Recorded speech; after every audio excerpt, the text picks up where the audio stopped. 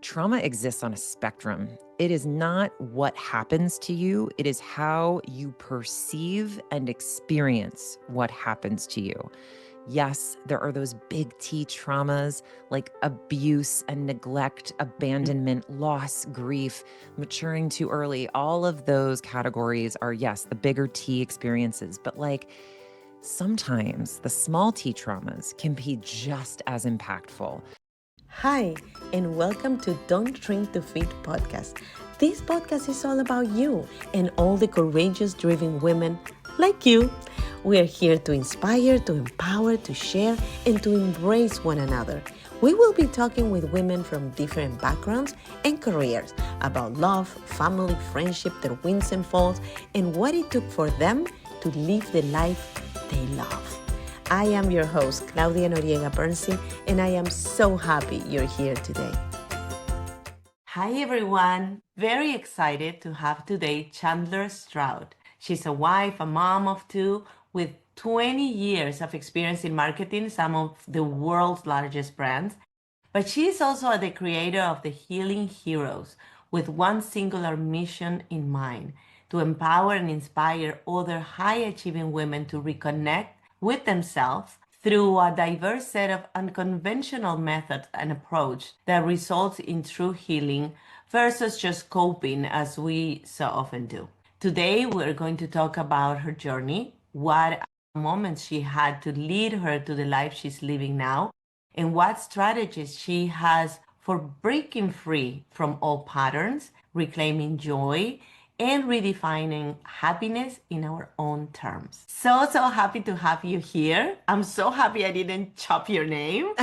Welcome. Thank you so much, Claudia. I'm really, really excited to be here. And no, you did not butcher my name. You did just fine. So thank you for that lovely intro. Well, it's so interesting. And I was talking with one of my clients about this today because one of the things that I do with my clients is help them unbecome the world told them they should be. And that was pretty much my healing process in the last 10, 15 years of my life. Woke up one day and I'm like, okay, I have everything in my list, but I'm still unfulfilled. What's happening with the guilt of maybe you are ungrateful because you have all these things and you're still not happy and blah, blah, blah. And it wasn't until I started looking within and looking into my traumas and what was holding me back that I got really curious about what my life should be. And I think that you have a little bit of that kind of experience, but with a book, right? Yeah, I have that exact experience. I mean, there is so much to unpack in what you just shared. So thank you. And yes, that was absolutely my journey. And the thing that I think is so interesting is if you had asked me 2 years ago, do you love yourself? I would have said, absolutely. I am successful in work. I have two beautiful children. I have a husband I adore. I live in a home and in a community that I've always dreamed of having. And I even for most of my life battled my weight. And I got to the point where I actually overcame that and lost 20 pounds and was working out every day and felt great. Like the thing I always thought was going to make me happy, I achieved. And sure, for a little bit, I was happy. And if you had asked me, I would have said, yes, I love myself and this life. But when I really got honest with myself and took a look at my life, and the anxiety that I was coping with since having children, the stress, the overwhelm, the burnout, the physical symptoms, the digestive discomfort that I couldn't explain medically, the feeling in certain and often my happiest moments of like, yeah, this is exciting. I'm happy to be here right now, but everyone looks so happy. Why do I feel like I should be happier than I am? Like, is this it? I started asking myself these questions like, is this really how I'm supposed to feel? And decided to find the answers. And that truly was the pivotal moment in my healing journey unfolding. And I often tell women sometimes something that shakes your world up. Like for me, my dad got really sick. He had a really scary diagnosis, and it was like this tectonic shift underneath my feet. Suddenly, my role in the world was different, and I saw him in a different life, and I saw my life differently. And it opened me up to being more aware and open minded of the things that were trying to speak to me. And to your point, it was a book. I was actually in JFK Airport, New York City, traveling for work. And I was probably at the height of my stress. My dad was sick. I was working a lot and I was feeling really uncomfortable because that stress was accumulating in my body.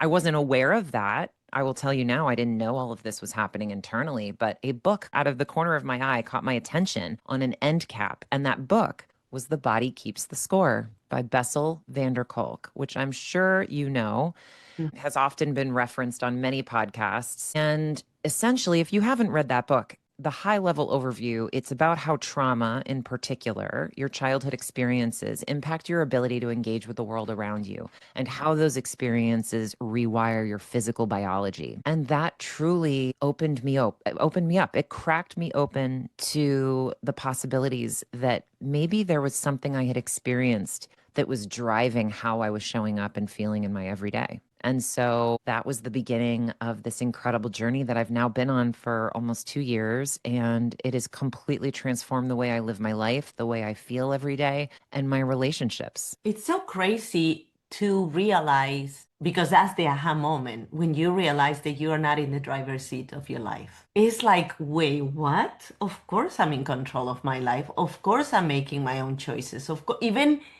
the way we dress. I mean, to that part of ourselves, the way we show up, the way we mother our kids, everything sometimes is just a consequence, to call it something, of experiences that we had before and a limiting belief that we have adopted as true. And we just go with that. And what you said about our body is so true. My audience now, because I said it a few times, I had cancer 3 times, and I had that cancer that I had in my throat, in my thyroid.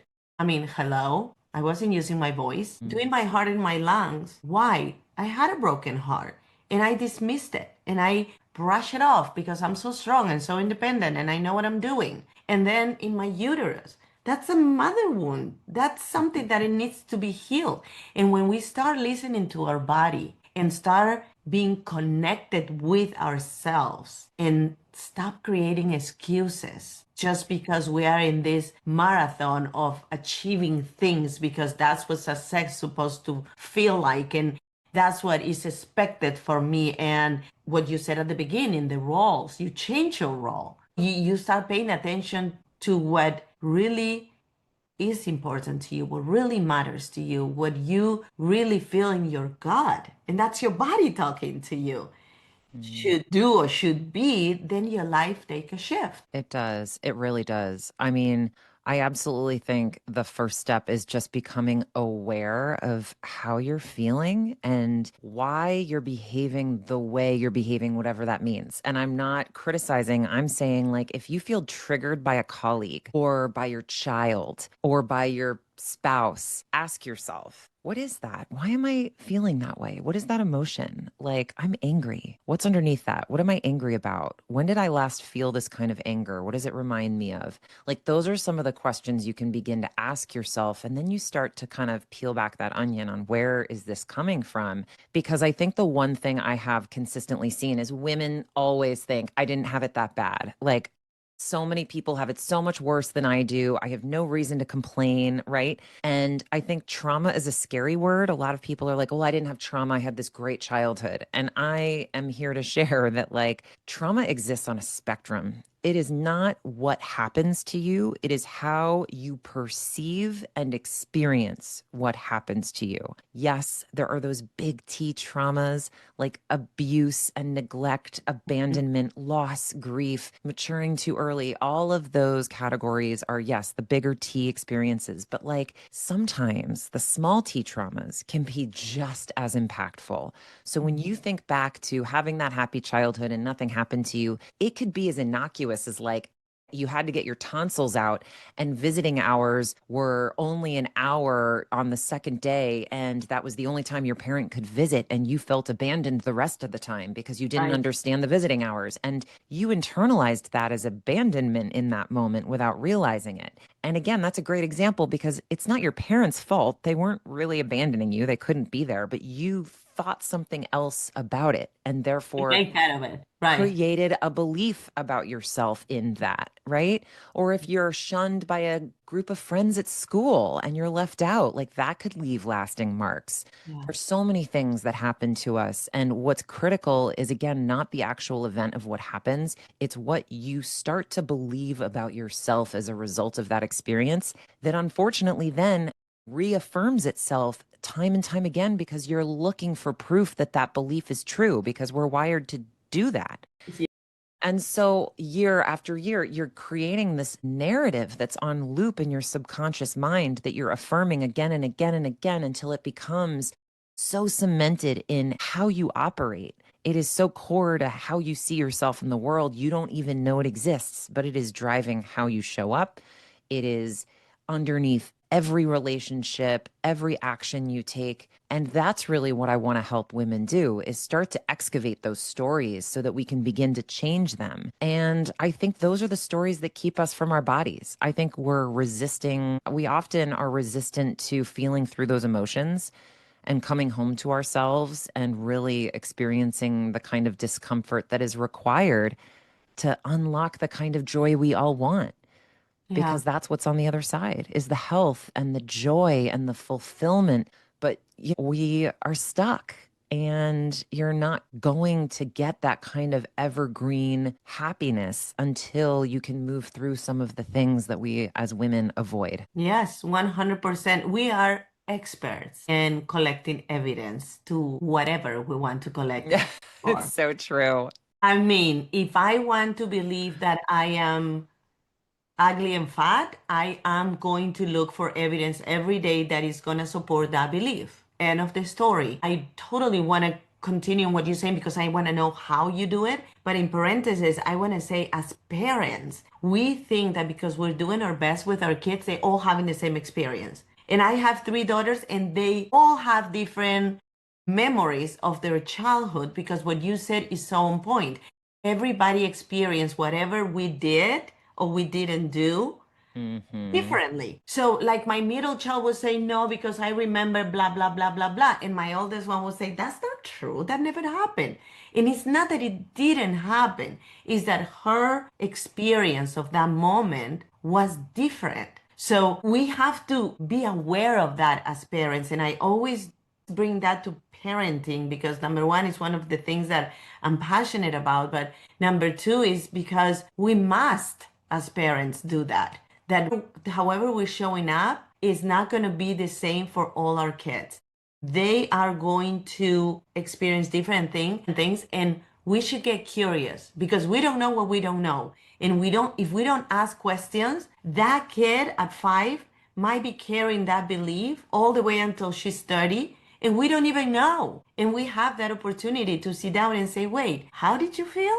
Why? What happened? No, I didn't mean it like that. This is what happened. And immediately erase that belief because now the kid has a real explanation of that situation instead of just assuming that all of your kids are going to feel the same way. Yeah, I agree with that. And I think you bring up a really important point about we don't know what we don't know. And sometimes trauma is a result of things we didn't get that we needed, right? Not what happened Oh, to us, but we needed that love or that hug in the moment that was really trying for us. And our parents just didn't know that it was trying. They didn't know that we had been through something difficult or to show that kind of love and support. And so I think that's another piece that I often come across with the women that I speak with. It's sometimes they just needed something they didn't get. And that can be incredibly powerful in adulthood to do inner parts or inner child work and go back to that moment and give yourself what you needed. It's truly such a healing process. It really is. And I think that's an important thing to just mention to your listeners as well. and I think in the process, you get to honor all those versions of yourself that didn't know any Mm, better because yes. they're part of who you are. I am in a very different place as you are, in a very different place in my healing journey. But my 20-year-old wasn't in that journey, and she did her best. So I get to honor her because whatever decision she made at 20 was based on the tools that she had at 20. So that allowed my 20-year-old to get curious and see other possibilities. And maybe my 25-year-old version was a little wiser, but it wasn't where I am right now. So I get to honor her too. And I think it's so important to do that. Sometimes I had a client, I mentored this girl from, she's not a client, I'm just mentoring her from Mexico. And when we started working together, she has so much guilt Mm. because, and I did this and I did that. And I go, but you're not that person anymore. And in this process of healing, you get to honor that version of yourself without guilt, with empathy, with love, with care. She is part of who you are. And you would not be here if that version of yourself wouldn't have to go through that. Yeah. Yeah, it's an important message. And look, we look at our friends or kids we adore and love, and we have so much empathy for them, right? Right. My mindset coach always is like, pretend you are your child or a child that you adore and love. Like, would you talk to them that way? No way. No way. Exactly. Your best friend. If your best friend come and tell you she went back to the guy that you don't like, are you gonna say you're so stupid? No. You're gonna try to get curious. You're gonna try to understand why. What is Yeah. missing in her life? What are the voids? What is she feeling that she needs to keep on trying on this person that we already know is never gonna deliver that? Yeah. But let's just figure this out together, right? Yes, Instead of totally. anyway, how do you help these women, like you say, excavate the stories?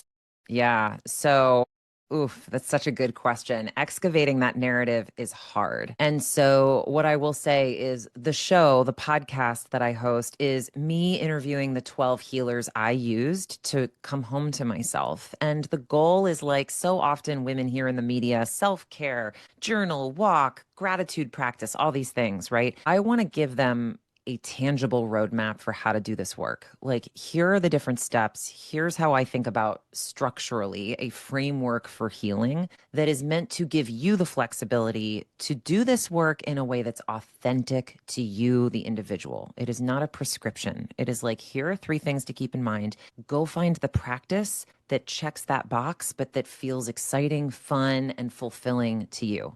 And Mhm. so the show is all about introducing women to fun approaches to healing, and they can pick and choose which ones feel exciting and kind of appealing to them, right? And then we also, coming soon in January, will be a digital community of women. And that's really where I'm outlining a roadmap, a step by step process for how to do this work. Again, with the goal being to push them out of the nest. I want to empower women to have these tools and cultivate them for themselves so that when life inevitably challenges you, you have what you need to maintain your peace and your boundaries and face whatever it is you're going to face without getting so rattled, right?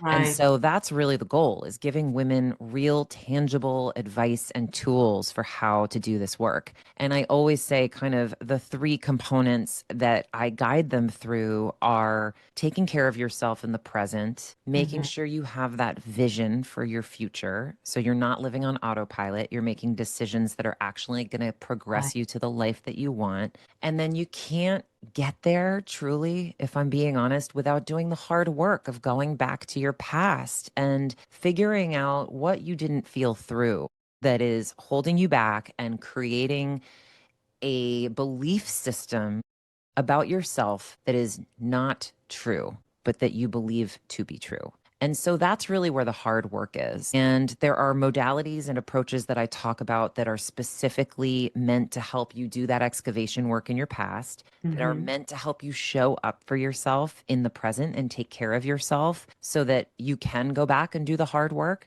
And then also how to build that future vision, things that get you thinking about the future, your intuition.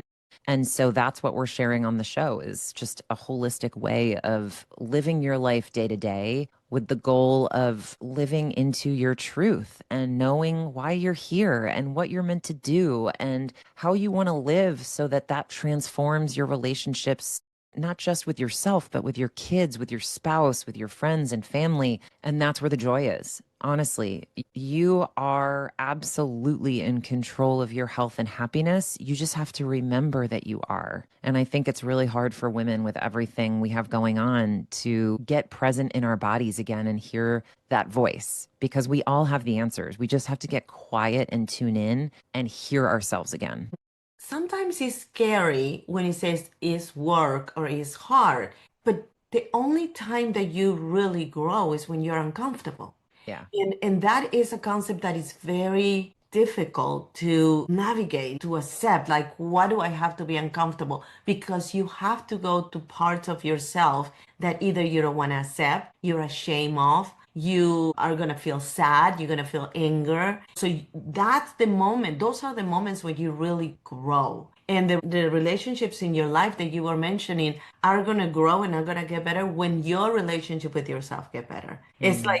like when you're in the plane, put the mask on you first. And we are wired, especially women, to feel and to think that if you take care of yourself first, you've been selfish. And you're not. You are a better mom when you take care of you. I'm a better mom when I take care of myself. I got a text message today in the morning from one of my daughters. She lives in Miami and she was kind of MIA yesterday. And we have a group chat that we talk every day. And she wrote me, sorry guys, I was MIA, but I was very overwhelmed and I needed to pause. And I'm like, good for you. Good for you to make yourself a priority and recognize that you needed that pause.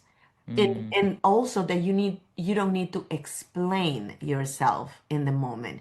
You take the pause. You came to this world to be happy, not to make everybody happy. You're making everybody happy is a ripple effect of your happiness. When you are happy, you want everybody to be happy. Like they say, misery wants company. Yeah, when somebody is not unhappy, yeah, they want everybody unhappy. When you're happy, you want to share that joy. You want to share that state of mind. You want to be a billboard of possibility for other women. But first, you need to take care of yourself. Yeah. And I'd even take that a step further, what you're saying, Claudia. It's absolutely you want other people to be happy. But you know what happens when you're happy? Everything is energy. Hmm? When you are happy, people read that. So just by you vibrating at a higher level, you Your are frequency raising goes the up. vibration of everyone around you. And I have seen this to be true, guys. Like, I am not a woo woo energy healer. Like, I work with them and I respect them and I love them now. But like as a corporate professional, I would not have subscribed to this until I dove in and learned more about it. But like I am telling you, the second I noticed that my energy had shifted into a place of more peace and joy, my kids and I fought less. Like anytime I needed them to There do is no something, friction. There is they no friction. respond. Yes, there was less friction. They respond to me when I say, guys, I really need you to do something. It's like they hear me differently. And when they're upset, I know how to raise their vibration back to a place of being in alignment with mine. And it truly is like, not only do you want people to be happy, but when you are happy, you level people up to feeling better in your presence. Yeah. So it is like scientific when you break it down that way, too. I mean, I saw a video the other day on Instagram of this guy that was in a bus stop and he started laughing for no Hmm. reason. The other persons that probably were not having a great day are like first smiling and then laughing. You get to a point that everybody's laughing and nobody knows what they're laughing, but that the vibration and the frequency where that person was contagious and everyone suddenly changed it. Sometimes I have this thing that I have to do a good deed every day, like Oh, no I matter love what it that. is, even if it's just sending a message to somebody and say, I'm thinking of you, I love you, and make that person smile in that moment because it's as minimum as that. You don't have to fill somebody's tank, you don't have to buy them a meal. You can do little things to make somebody happy. So, and my husband laughs because sometimes I will do something and she goes, okay, there she goes, Teresa, for Mother Yeah. Teresa. Stop mocking me, okay? Like I it makes me happy. It's a selfish thing actually because it makes me happy. But I will do something and I go, oh good, this is my good deed of the day. Like check, I did it. But we all can do things like that just to raise that frequency for other people. And they're little tiny things. You can be in a restaurant and just smile at somebody that is sitting alone. And that will be it. You can go to the grocery store and ask the cashier, how was your day going?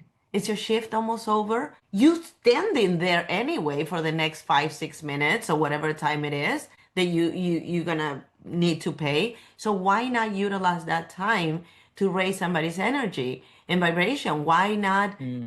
be at service at that moment and share your joy? It doesn't really take that much. No, I think what you just shared is so important and valuable. And I hope people take it to heart because it really doesn't take much. And acts of service is like the fastest path to joy. It's like the accelerator. Be in service of somebody else. So I think you trying to do a good deed every day is so commendable. And I just love it. I love that energy. And I think the world is better for it. Share with me one thing that you do every day that reminds you how happy your life is. Wow. One I'm thing sure that you do a every lot, but day. one thing that you have it as a routine, as a habit Yeah. for yourself. Well, there are a handful of things that I do every day. Not a lot, just a handful. But I think the thing that is the easiest and quickest thing that really reminds me of how grateful I am is prayer. And until this journey, I would not call myself a religious person at all. I was always deeply spiritual. The religion came later as a way to create some structure around how I practice my spirituality. But Mhm. religion is not critical in a healing journey. I do think being spiritual is, and they are different. But for me, there's a prayer that I learned from one of my heroes that I say it's different. Actually, there's two prayers. One I say in the morning, and then one I say at night before bed. It's very quick, but it serves as an anchor for me and it allows me to pray for others in this world who need it and Mhm. for myself and my family. And it's grounding. And as I'm saying it, I am reminded of how grateful I am to live the life that I'm living right now. So I think from a gratitude standpoint, that is probably one of the most impactful things that I do daily. Do you think that gratitude is a main ingredient for women? And we're talking about two women generally. I mean, I have some audience members that are men, but mainly my audience is women. But you think gratitude is a main ingredient to start digging into what's holding you back from living the life that you want? Yes. The short answer is yes. I mean, I think what it does is it shifts your energy. Mhm. And that is, as we talked, it's critical. Like everyone wants to manifest these days, right? Manifest the life of their dreams. But like, guess what? You can only do that when your energy is in a place of positive alignment Right. and we do all the things that are forward facing. We're like, oh, I'm going to like hope for the best and practice gratitude and visualize. But like, if you deep down don't like yourself, if those It's not gonna experiences we were happen. talking about, you're creating blockages that you don't even know are there, right? So you've Right. got to do this work. And I think gratitude is the fastest way to start shifting your energy to a place of just like, wow, like, thank you. Sometimes I'm just like on a bicycle. Thank you for these strong legs that move me through the Mhm. world, that I have my breath, right? I mean, it can be so small. You can have nothing and still find gratitude day to Yeah. day. But that shift in perspective is critical. And I think as you practice the little acts of gratitude, like I'm grateful for these things that I have in my life. And I think everybody should find three things they're grateful for every day. It's a very great muscle. It's a great muscle to stretch. Guess what starts happening? When you face the really hard stuff, you start reframing that as growth opportunity. Wow, I'm actually in retrospect grateful that that happened to me because here's what I learned from it, or here's who showed up in my life as a result of this thing I went through. Mhm. And reframing pain, suffering, and discomfort is critical to doing this work and healing because you kind of have to welcome it. As you said in the beginning, discomfort is where the growth and learning are.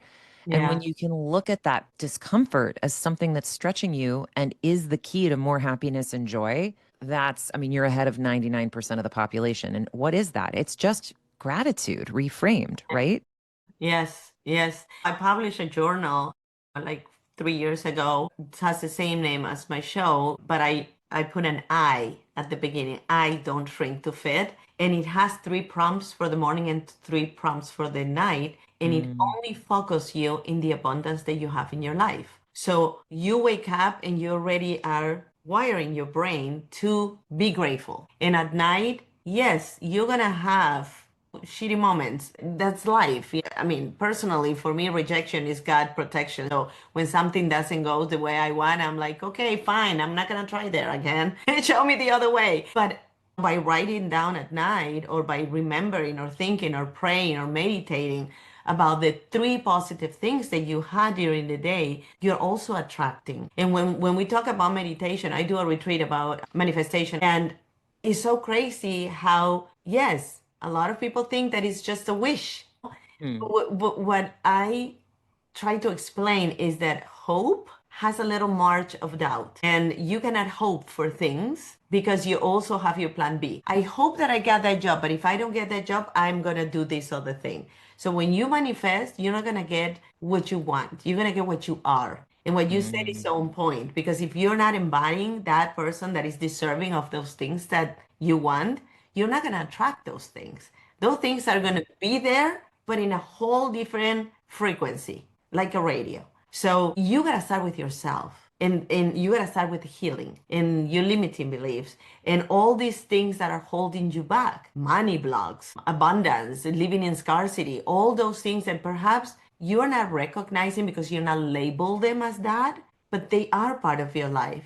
So when somebody comes to me and says, I did my wishing board or my visual board or whatever, but nothing happened, I'm like, okay, let's see, where are you? How much do you believe that that's possible for you? How much do you believe you're worthy of that? Where is your enoughness? Because your enoughness is what is going to connect you with everything that you want. But you got to heal first. You got to You go do. on those areas that are uncomfortable, that are ugly, because that's where the secret is. And when you break those patterns and those beliefs and you replace them with other ones that are more empowering and more juicy and nicer and pretty and lighter and happier, then now you're going to start collecting evidence for the goodie, for the good part of your life and for what you really deserve. Correct? Yeah, absolutely. 1,000%. It's so true. I mean, I think, yeah, you're spot on. That's the first step. You have to get out of your own way. You really do. And a lot of what's holding you back is subconscious, and that's the challenge. You got to go back and unravel those things. So the women that want to work with you, be part of your community for the Healing Heroes, how do they go about? How do they find you? So I tell everyone to just visit our website. It's healingheroespodcast.com. Healing Mhm. Heroes Podcast, all one word.com. And there you'll get to learn about what we talk about on the show, all the modalities we cover, my 12 heroes. You'll get to meet them and see who they're about. And then we've got, or what they're about. And then we've got email addresses. You can email me. You can sign up for our monthly newsletter. You will be the first, if you are a subscriber to our newsletter, you'll be the first to know when our digital community launches officially in January, which I am really excited to bring to the world. And yeah, I think that's probably the best place. You'll be able to follow us on social and get all the resources that we have. But essentially, I just invite women to tune into the podcast and listen to these really authentic conversations with other women who have healed from tragedy, trauma, chronic illness with the help of these heroes. This is a newer series that we've brought onto the show. And it's so powerful to hear how women are capable of healing themselves from unthinkable challenges Mhm. using a lot of these modalities. I mean, everything we talk about is so accessible. And I think they can be really helpful tools for women who don't know where to start or feel like they're doing it all wrong or who feel stuck. I think there's so many options for you out there. You just have to know what exists. Right. What's available for you. And also, one size doesn't fit all. Like you No. said, there is so many different modalities, and maybe you're not into meditating, but you are into something else, or breathing, or tapping, or whatever it is that is going to help you. So once you start getting these tools and you put them in your toolbox, when you're having those moments, like my daughter had, of anxiety, she knows I'm going to pause. I'm going to tap myself. I'm going to do my breathing, whatever it is that is working for you. You're a unique piece of the masterpiece. So just see yourself as that, start catering to yourself, start making yourself a priority, and start going to these resources that are available, like your show. Yeah, thank you for saying that. And I think that's such an important call for all women. Like, we just, it's so magical when you can wake up in your life every day and feel driven by a purpose that you can't explain. You just know deep down is why you're here. Your energy is magnetic and people want to be around it. And you just emanate this sense of like love, truly. And it's such a different way to live. And it's so fulfilling. And when you can operate from that energy, that's when the real magic starts happening and your manifestations and dreams all start coming true because you can co-collaborate with the universe to create this life. And that has certainly been my experience. It really has. And I just want other women who are feeling overwhelmed or burned out or stuck in their job to know that there's another way to feel, because I think I sensed it for so long that it was possible, but I didn't know how to get there. And that's really what I want to help women do, is teach them how to get there. That's what you will tell your younger self. Oh, I tell my younger self lots of things, but yes, I tell my younger self that she is enough exactly as she is. She does not have to prove her worth to anyone anymore, and that she's safe. That's so important. I thank you so much for being here. I enjoyed this. Is there anything you would like to add? No, this was so fun, Claudia. I love speaking to like-minded women who are trying to help others do this work, and I'm just so grateful to be here. So thank you for having me on. And I want to remind my audience too that all the information that you need about Chandler is going to be in the description of the show. And you also can have my free workbook if you feel unstuck. The link is there too. And thank you so much for listening to us. Yes, thank you. Thank you all for listening to the Don't Shrink to Fit podcast. If you like this episode, please write a juicy comment below and subscribe to my podcast. Remember, we can only fly if we embrace each other. Until next week, be happy, be safe, and be kind to yourself.